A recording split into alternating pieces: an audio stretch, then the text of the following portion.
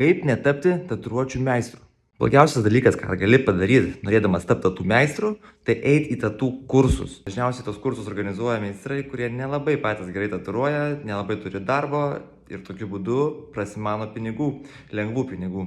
Kursai kainuoja apie 1500 eurų, o tai yra tiesiog greiti, lengvi pinigai tiems, kas tai organizuoja tos kursus.